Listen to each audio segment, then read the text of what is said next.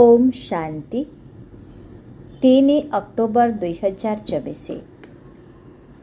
बाबा कहते मीठे बच्चे रावणर नियम है आसुरी मत देवा एवं मिछ कहवा। बाबांकर नियम है श्रीमत देवा एवं सत कहवा। आजिर प्रश्न, केउ कथा को विचार करी पिलामाने आश्चर्य हेबा उचित? केउ कथा को विचार करी पिलामाने आश्चर्य हेबा उचित? उत्तर 1 रे एहा किभଳି बेहदर अविनाशी एवं आश्चर्यजनक नाटक। जेउ चेहरा जेउ अभिनय प्रति सेकेंड्रे अतिक्रम होई चलीछि ताहार पुणी अविकल पुनरावृत्ति हेब। एहा केते आश्चर्यर कथा।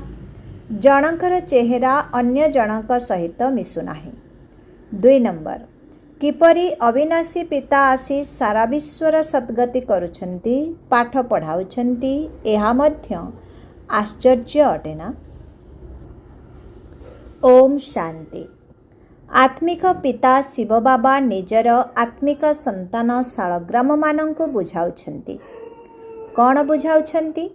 सृष्टिर आदि मध्य अंतर रहस्य को बुझाउछन्ति एवं एही रहस्य को एकमात्र पिता परमात्मा ही बुझाई थांती। बाकी आउ जेउ आत्मा माने अथवा शालग्राम माने अछन्ति सेमानंकर शरीरर नाम रहिछि। केवल जणे परम आत्मा जाहांकर शरीर नाही। सेही परम आत्मांकर नाम हेउछि शिव। तांको ही पतित पावन परमात्मा कुहा जाई थाए। से ही तुम मानंको सारा विश्वर आदि मध्य अंतर रहस्य को बुझाउछन्ति। अभिनय करिबा पाई तो समस्ते एठाको आसुछन्ति। एहा मध्य बुझाउछन्ति जे विष्णुंकर दुईटी रूप रहिछि, लक्ष्मी एवं नारायणंकर। शंकरंकर तो कौनसी पाठ नहीं। ए सबु कथा बाबा बसी बुझाउछन्ति। बाबा केबे आसुछन्ति?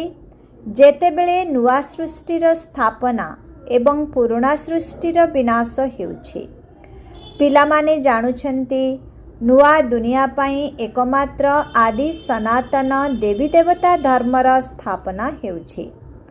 ताहा तो परम पिता परमात्मांक व्यतीत आउ केही स्थापना करि पारिबे नाही। से ही एकमात्र परम अर्थात श्रेष्ठ आत्मा अटंती, जहांको परमात्मा कुहा जाई थाए। तांकर नाम हेउछि शिव।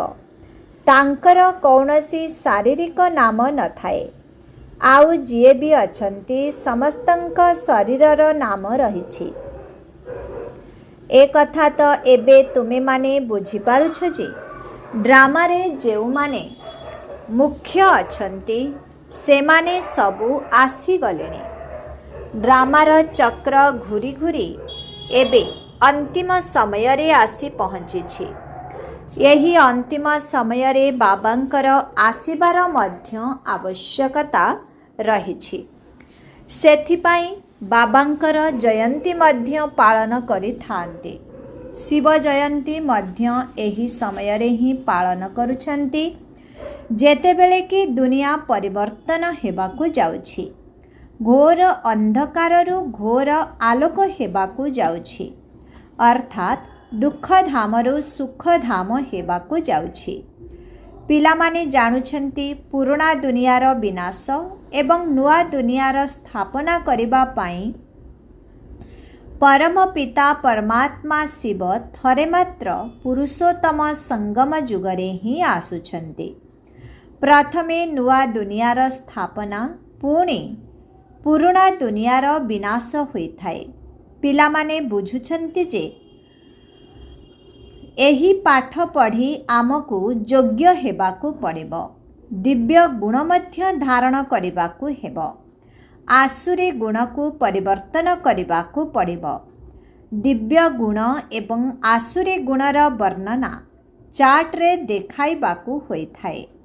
निजको देख जे मु काहाकू हैरान करुनाही तो, मिछ कहूनाही तो, श्रीमत विरुद्ध रे चालुनाही तो, ମିଛ କହିବା, କାହାକୁ ଦୁଃଖ ଦେବା, ବିବ୍ରତ କରିବା ଏହା ହେଉଛି ରାବଣର କାଇଦା ଏବଂ ତାହା ହେଉଛି ରାମ ଅର୍ଥାତ୍ ପରମାତ୍ମାଙ୍କର କାଇଦା। ଶ୍ରୀମତ ଏବଂ ଆସୁରୀ ମତର ଗାୟନ ମଧ୍ୟ ରହିଛି। ଅଧା କଳ୍ପ ଆସୁରୀ ମତ ଚାଲୁଛି, ଯାହାଦ୍ୱାରା ମଣିଷ ଅସୁର, ଦୁଃଖୀ, ରୋଗୀ ହୋଇଯାଉଛନ୍ତି। ପାଞ୍ଚ ବିକାର ପ୍ରବେଶ କରିଯାଉଛି। ତେଣୁ ଏବେ ବାବା ଆସି ଶ୍ରୀମତ ଦେଉଛନ୍ତି।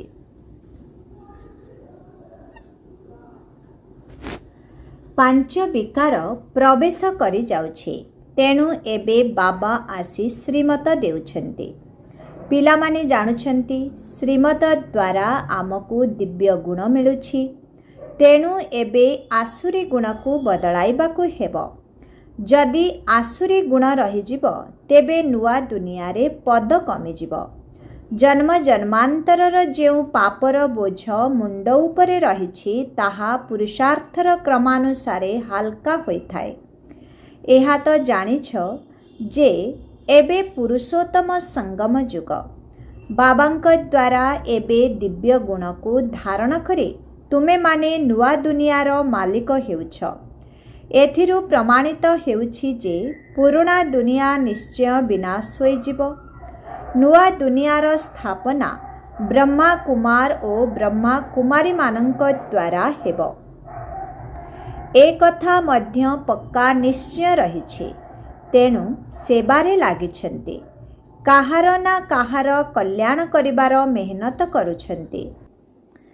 ତୁମେ ଜାଣୁଛ ଆମର ଭାଇ ଭଉଣୀମାନେ କେତେ ସେବା କରୁଛନ୍ତି। ସମସ୍ତଙ୍କୁ ବାବାଙ୍କର ପରିଚୟ ଦେଇ ଚାଲିଛନ୍ତି। ବାବା ଆସୁଛନ୍ତି, ତେଣୁ ନିଶ୍ଚୟ ପ୍ରଥମେ ଅଳ୍ପ ଆତ୍ମାଙ୍କୁ ହିଁ ପରିଚୟ ମିଳିବ, ପୁଣି ଧୀରେ ଧୀରେ ବଢ଼ି ଚାଲିବ। ଜଣେ ବ୍ରହ୍ମାଙ୍କ ଦ୍ୱାରା କେତେ ବ୍ରହ୍ମା କୁମାର ହେଉଛନ୍ତି। ବ୍ରାହ୍ମଣ କୂଳ ତ ନିଶ୍ଚୟ ଦରକାର ନା। ତୁମେମାନେ ଜାଣୁଛ ଆମେ ସବୁ ବ୍ରହ୍ମା କୁମାର କୁମାରୀ ଶିବ ବାବାଙ୍କର ସନ୍ତାନ। ସମସ୍ତେ ଭାଇ ଭାଇ ଅଟୁ। ବାସ୍ତବରେ ଆମେ ପରସ୍ପର ଭାଇ ଭାଇ, କିନ୍ତୁ ପ୍ରଜାପିତା ବ୍ରହ୍ମାଙ୍କର ସନ୍ତାନ ହେବା ଦ୍ୱାରା ଭାଇ ଭଉଣୀ ହେଉଛୁ। ପୁଣି ଦେବତା କୂଳକୁ ଗଲେ ସମ୍ବନ୍ଧର ବୃଦ୍ଧି ହୋଇ ଚାଲିବ। ଏହି ସମୟରେ ବ୍ରହ୍ମାଙ୍କ ସନ୍ତାନ ସନ୍ତତି ହୋଇଥିବାରୁ ଗୋଟିଏ କୂଳ କୁହାଯିବ। ଏହାକୁ ରାଜବଂଶ କୁହାଯିବ ନାହିଁ। ରାଜତ୍ୱ ନା କୌରବଙ୍କର ନା ପାଣ୍ଡବଙ୍କର ଥାଏ। ରାଜବଂଶ ତ ସେତେବେଳେ ଆରମ୍ଭ ହୋଇଥାଏ ଯେତେବେଳେ ରାଜରାଣୀ ସିଂହାସନରେ ବସନ୍ତି। ଏବେ ତ ପ୍ରଜାଙ୍କର ପ୍ରଜା ଉପରେ ରାଜ୍ୟ ଚାଲିଛି। ଆରମ୍ଭରୁ ହିଁ ପବିତ୍ର ବଂଶାବଳୀ ଏବଂ ଅପବିତ୍ର ବଂଶାବଳୀ ଚାଲି ଆସୁଛି। ପବିତ୍ର ବଂଶାବଳୀ ଦେବତାମାନଙ୍କର ହିଁ ଚାଲିଥାଏ। ପିଲାମାନେ ଜାଣୁଛନ୍ତି 5000 ବର୍ଷ ପୂର୍ବରୁ ଭାରତ ସ୍ୱର୍ଗ ଥିଲା। ସେଠାରେ ପବିତ୍ର ବଂଶାବଳୀ ଥିଲା। ସେମାନଙ୍କର ଚିତ୍ର ମଧ୍ୟ ରହିଛି। କେତେ ଭବ୍ୟ ମନ୍ଦିର ମଧ୍ୟ ତିଆରି ହୋଇଛି। ଆଉ କାହାର ମନ୍ଦିର ନାହିଁ। ଏହି ଦେବତାମାନଙ୍କର ହିଁ ବହୁତ ମନ୍ଦିର ରହିଛି। ପିଲାମାନଙ୍କୁ ବୁଝାଯାଉଛି ଯେ ଅନ୍ୟ ସମସ୍ତଙ୍କର ଶରୀରର ନାମ ବଦଳିଥାଏ, କିନ୍ତୁ ବାବାଙ୍କର ନାମ ସର୍ବଦା ଶିବ ହିଁ ରହି ଆସିଛି। ଶିବ ଭଗବାନ ଉବାଚ, କୌଣସି ଦେହଧାରୀଙ୍କୁ ଭଗବାନ କୁହାଯାଏ ନାହିଁ। ବାବାଙ୍କ ବିନା ଆଉ କେହି ବାବାଙ୍କ ପରିଚୟ ଦେଇପାରିବେ ନାହିଁ। କାହିଁକି ନା ସେମାନେ ତ ବାବାଙ୍କୁ ଜାଣି ହିଁ ନାହାନ୍ତି। ଏଠାରେ ମଧ୍ୟ ବହୁତ ଅଛନ୍ତି ଯାହାଙ୍କର ବୁଦ୍ଧିରେ ଆସୁନାହିଁ ଯେ ବାବାଙ୍କୁ କିପରି ମନେ ପକାଇବୁ। ଦ୍ୱନ୍ଦ୍ୱରେ ପଡ଼ିଯାଉଛନ୍ତି। ଏତେ ଛୋଟ ବିନ୍ଦୁ, ତାଙ୍କୁ କିପରି ମନେ ପକାଇବୁ? ଶରୀର ତ ବଡ଼, ତେଣୁ ତାକୁ ହିଁ ମନେ ପକାଇଥାନ୍ତି। ଏକଥା ମଧ୍ୟ ଗାୟନ ରହିଛି ଯେ ଭ୍ରୁକୁଟି ମଧ୍ୟରେ ତାରକା ଚମକୁଛି, ଅର୍ଥାତ୍ ଆତ୍ମା ତାରକା। ଏକଥା ମଧ୍ୟ ଗାୟନ ରହିଛି ଯେ ଭ୍ରୁକୁଟି ମଝିରେ ତାରକା ଚମକୁଛି, ଅର୍ଥାତ୍ ଆତ୍ମା ତାରକା ସଦୃଶ। आत्मा को शालग्राम मध्य कुहाଯାଏ। शिवलिंग को मध्य बड़ आकार रे पूजा करा जाउछि। जेपरी आत्मा को देखि परिबा नाही सेहीपरि शिव बाबा मध्य काहार दृष्टि गोचर को आसी पारिबे नाही। भक्ति मार्ग रे बिंदुर पूजा किपरि करिबे काहेकि ना प्रथमे प्रथमे शिव बाबांकर अव्यभिचारी पूजा आरंभ हेउछि ना। तेणु पूजा पाई निश्चय बड़ जिनिष दरकार। शालग्राम मध्य बड़ अंडा भली तैयारी करिथांती। गोटिए पार्श्वरे वृद्ध आंगुली सदृश बोली कहुछ त पुणी अन्य पार्श्वरे तारका सदृश मध्य कहुछ। एबे तुम मानंकु तो गोटिए कथारे स्थिर रहिबाकु हेबो। अधा कल्प बड़ बड़ चित्रर पूजा करि आसीछ। एबे पुणी बिंदु मने करिबा मध्य कष्टसाध्य। देखि मध्य पारिब नाही। एहाकु केवल बुद्धि रे जानिबाकु हुए। शरीर रे आत्मा प्रवेश करुछि पुणी बाहरी जाउछि। केही तो देखि पारु नाहंती। बड़ जिनिष होइथिले देखा जाई थांता। बाबा मध्य सेहीपरि बिंदु किंतु सिए ज्ञानर सागर अटंती। आउ काहाकू ज्ञानर सागर कुहाजिबो नाही। शास्त्र तो भक्ति मार्गर अटे। एते सबु वेद शास्त्र आदि किए रचना कले कुहंती व्यासदेव रचना कले।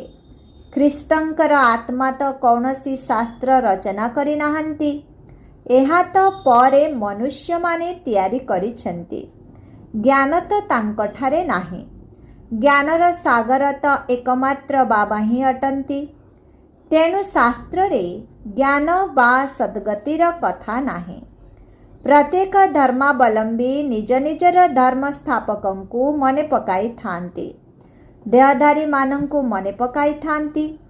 ख्रीष्टंकर मध्य चित्र रहिछि ना। समस्तंकर चित्र अछि। शिव बाबा तो हेउछंती परमात्मा। एबे तुमे माने बुझी पारुछ जे सबु आत्मा माने भाई भाई अटंती। भाई ठारे कौनसी ज्ञान न थाए जहा द्वारा काहाकू ज्ञान सुनाई सद्गति करि पारिबे। सद्गति दाता एकमात्र बाबा अटंती। एही समय रे भाई माने मध्य अछंती। बाबा मध्य अछंती। बाबा आसी सारा विश्वर आत्मा मानंको सद्गति देउछंती। विश्वर सद्गति दाता केवल जणे ही अटंती।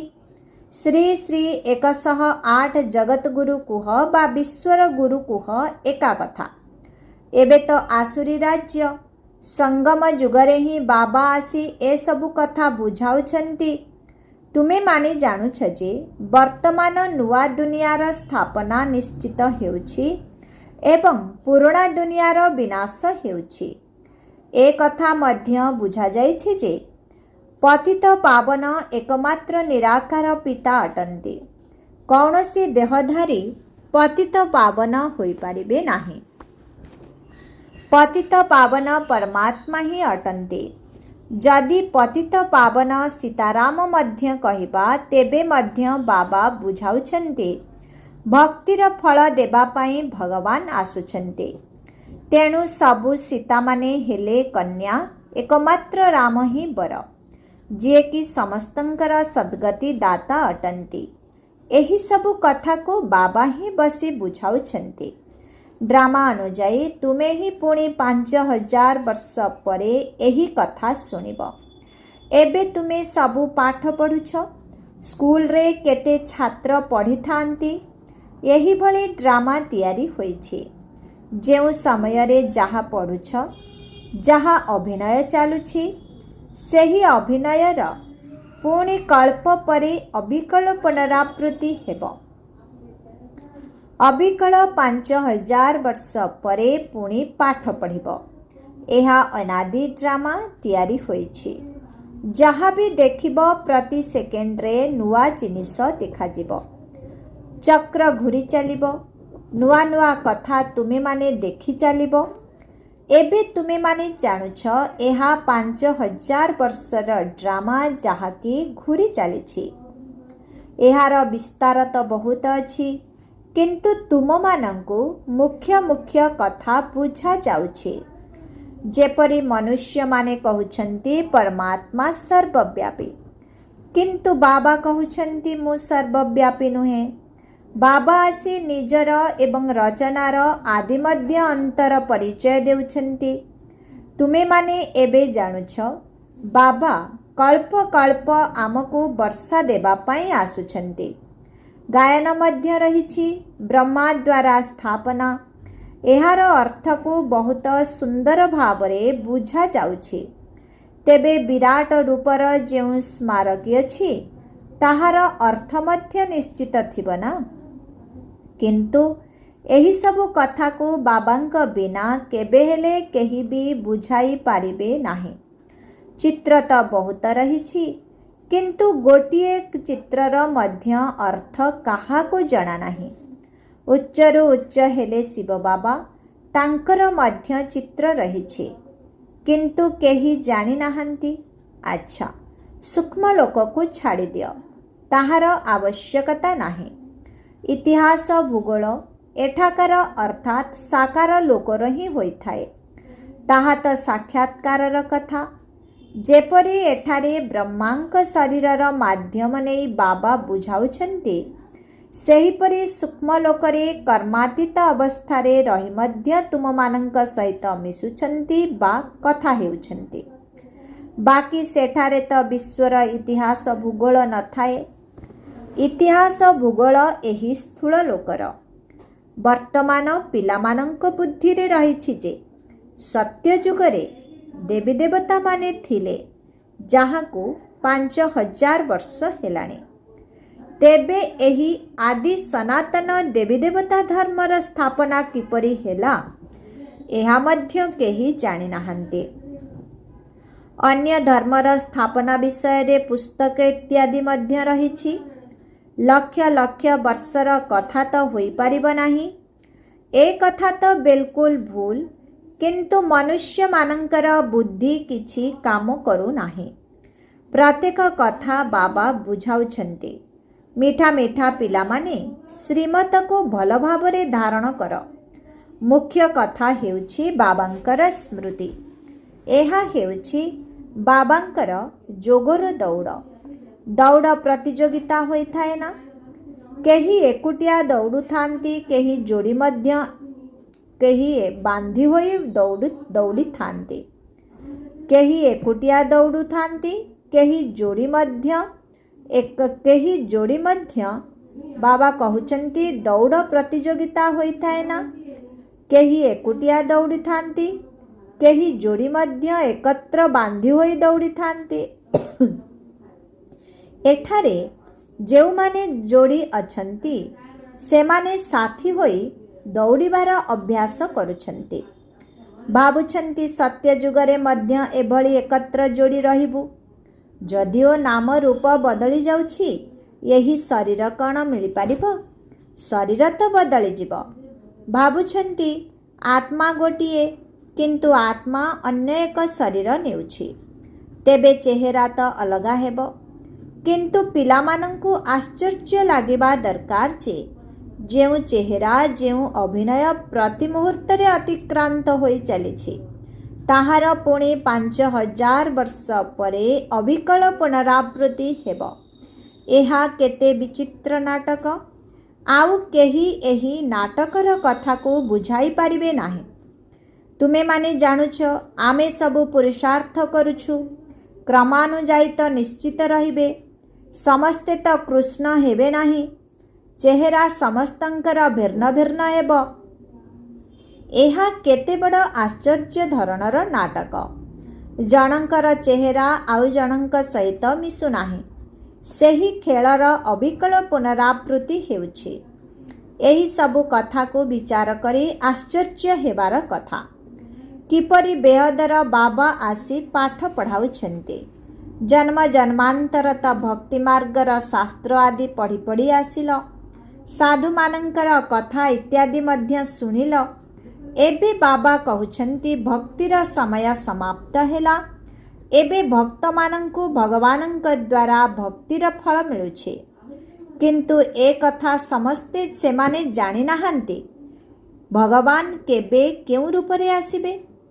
केबे केबे कही थांती शास्त्र पढ़िले भगवान मिलिबे, केबे कहउछंती एठाकू आसिबे। शास्त्र द्वारा जदि काम होई जाउ थांता तेबे बाबांकर आसिबार आवश्यकता पड़ी न थांता। शास्त्र पढ़िबा द्वारा जदि भगवान मिली जाउ थांते तेबे भगवान आसी कौन करिबे। अधा कल्प तुमे माने एही शास्त्र पढ़ी पढ़ी तमो प्रधान ही होई जाउछ।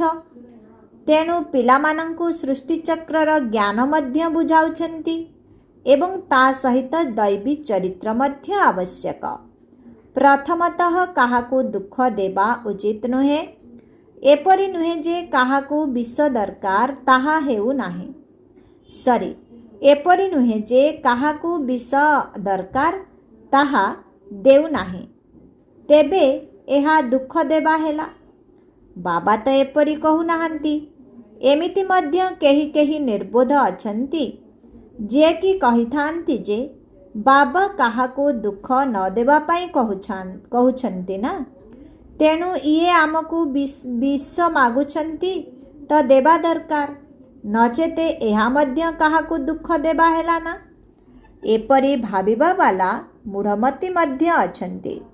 बाबा कहउछंती पवित्र निश्चय हेबाकू पड़िबो। आसुरी चलनी एवं दैवी चलनीर मध्य ज्ञान रहिबा आवश्यक। मनुष्य तो ए कथा मध्य बुझी नाहंती। सेमाने तो कही देउछंती आत्मा निर्लेप, जहाँ भी कर जहाँ भी खाओ पियो विकारग्रस्त मध्य हुआ किछि जायास नाही। एपरि भी शिखाउछंती। केतेकंकु धरि आणुछंती। दुनिया रे बहुत अछंती जेउमाने कि शाकाहारी होई रहुछंती, तेबे सेमाने निश्चित रूपे भल होइथिबे, तेणु तो शाकाहारी रहुछंती। सबु जाति भितरे वैष्णव जाति अछंती जेउमाने छी छी तमोगुणी जिनिस खाई न थांते, किंतु एमाने बहुत कम अछंती। तुमर मध्य बहुत कम संख्या रहिछि। यही समय रे तुमे माने केते अल्प संख्यक रहिछ, पुणे धीरे धीरे बुद्धि वृद्धि प्राप्त हेबो। पिलामानंकु एबे दिव्य गुण धारण करिवार शिक्षा मिलुछि। छी छी वस्तु बा एपरि काहा द्वारा प्रस्तुत होइथिबा खाद्य मध्य खाइबा उचित नुहे। अच्छा, मीठे मीठे शिखिल अधि संतान मानंक प्रति मात पिता बाप दादांकर मधुर स्नेह संपन्न शुभेच्छा एवं सुप्रभात। आत्मिक पितांकर आत्मिक संतान मानंकु नमस्ते। आत्मिक संतान मानंकर आत्मिक पितांकु ओम शांति। नमस्ते नमस्ते नमस्ते। शुक्रिया बाबा, शुक्रिया। ओम शांति। धारणा पाई मुख्य सार 1 नंबर। निजर चार्ट को देख। 1 रे मो श्रीमत विरुद्ध रे चालू नाही तो। 2 रे मिछ कहू नाही तो। काहाको दुख देउ नाही तो। दिव्य गुण धारण करिछि। 2 नंबर पाठ पढ़िबा सहित दिव्य चरित्र मध्य धारण करिबाकू हेबो। पवित्र निश्चय हेबाकू पड़िबो। कौनसी प्रकार छी छी अर्थात अशुद्ध भोजन खाइबा उचित नुहे। संपूर्ण वैष्णव हेबाकू पड़िबो। एठारे प्रतियोगिता करिबाकू हेबो। आजिर वरदान। बाबांकर निर्देश अनुसारे बुद्धि को खाली रखुथिबा व्यर्थ बा विकारी स्वप्न ठारू मध्य मुक्त हुआ। चाहे भल होइथाउ बा खराब होइथाउ, किंतु सबु किछि बाबांको अर्पण करी निजर बुद्धि को खाली कर। सबु चिंता बाबांको देई बाबांक साथिरे सोई जाओ, एकुटिया नुहे। जेहेतु एका एका शौच बा व्यर्थ कथार वर्णना करी करी शौच, सेथिपाई व्यर्थ बा विकारी स्वप्न गुड़िक आसुछि। एहा मध्य अवहेलापणिया अटे। एबे एही अवहेलापणिया को छाड़ी बाबांकर निर्देश अनुसारे चाल। ତେବେ ବ୍ୟର୍ଥ ବା ବେକାରୀ ସ୍ୱପ୍ନଠାରୁ ମଧ୍ୟ ମୁକ୍ତ ହୋଇଯିବ। ଆଜିର ସ୍ଲୋଗାନ, ଭାଗ୍ୟବାନ ଆତ୍ମାମାନେ ହିଁ ପ୍ରକୃତ ସେବା ଦ୍ୱାରା ସମସ୍ତଙ୍କର ଆଶୀର୍ବାଦ ପ୍ରାପ୍ତ କରି ନିଅନ୍ତି। ଭାଗ୍ୟବାନ ଆତ୍ମାମାନେ ହିଁ ପ୍ରକୃତ ସେବା ଦ୍ୱାରା ସମସ୍ତଙ୍କର ଆଶୀର୍ବାଦ ପ୍ରାପ୍ତ କରି ନିଅନ୍ତି। ଓମ୍ ଶାନ୍ତି।